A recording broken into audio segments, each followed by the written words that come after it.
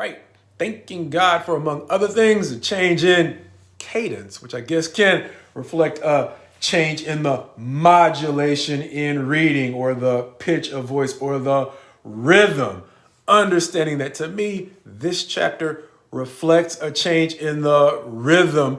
Understanding that it is only 5 verses, God willing, it'll allow me to finally get these under 5 minutes, at least get our discussions under 5 minutes. And with that, let's call Hosea chapter 3 team. For, once again, a reason that will hopefully become clear soon as I just read the chapter, since it is only 5 verses. Beginning at verse 1 of chapter 3, it will say, "And the Lord said to me, go again, love a woman who is loved by another man and is an adulteress, even as the Lord loves the children of Israel, though they turn to other gods and love cakes of raisins.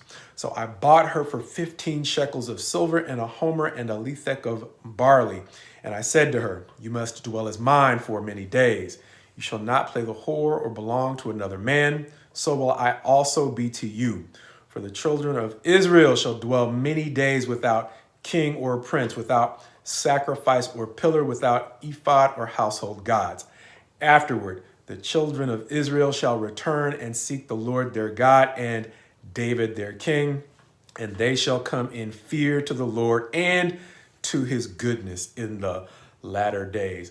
And as we mentioned, even though this chapter is only 5 verses, I could still struggle with rambling on and on about the chapter, because even though at first it seemed like a bunch of random verses headed off in random directions, verses that I had trouble summarizing, I guess, in a concise theme, it now seems super preachable now that those verses look like hyperlinks to stories that actually do kind of summarize, at least seemingly well for me now. But I want to focus on a couple of points. The first one being, I probably could have entitled this chapter Inspector, understanding that when you are looking to buy a house, one of the things you don't want to overlook is trying to hire a good inspector to look at the home and tell you about things that you want to consider before making that kind of investment. And so when the last verse of the chapter says that they will finally turn to the Lord their God and to David their king, and they shall come in fear to the Lord and to his goodness.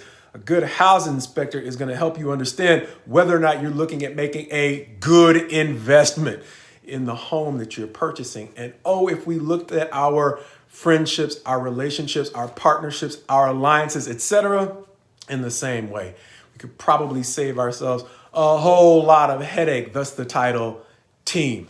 Understanding that if you watch very many professional sports now, it is not uncommon, whether you're watching basketball, football, international soccer, baseball, whatever it is you're watching, that when an official is about to make a call, to see members of that team always pointing in a direction that's favorable for that team, whether it's the least bit true or not. It's easy to find that in team sports, teams are typically going to do things that are favorable for that team, whether or not it's true, whether or not it's trustworthy, et cetera, et cetera. And that might work in team sports when winning is the only issue. But when you take the jerseys off and you have to rely on individuals that have become conditioned to pointing in a direction that is always most favorable for them, then it may not take very long for us to understand why God, as the relationship inspector, tells us to seek out relationships based in goodness, even though goodness can seem super square, especially in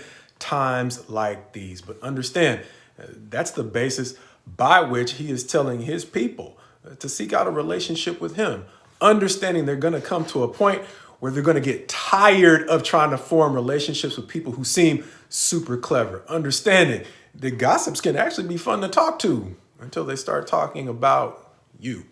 Being partnered up with people who are super charismatic can actually get you a whole lot of advantages until you realize your interests are divergent and you need that charismatic person to also be honest. Beyond that, there are folks who are super clever with business, money, etc. And that can seem to basically get you a whole lot of advantages to the point that you are partnered up in an investment with them until you realize how much of your money might have actually ended up in their accounts. Taking us back to why, just like you need a great housing inspector for something as important as a home purchase. One of the reasons we may seem to be living in a time where we have an easier time forming alliances and teams than we do genuine friendships may simply be that we're living in a time that's experiencing the decline in human decency or basic goodness. Something that seems super square until you see where we've ended up in a society where more and more people, as we have mentioned before, find it easy to simply feel isolated. Which may be why God, as he is reestablishing his relationship with Israel, is encouraging them to come back to him for, as we sometimes say in our society, for goodness sake. And likewise, as we are seeking out relationships, it might make a whole lot of sense to understand why God is trying to counsel us into avoiding the frustration that can go along with ignoring the need to look for and to develop within ourselves genuine. Did I leave out genuine human decency?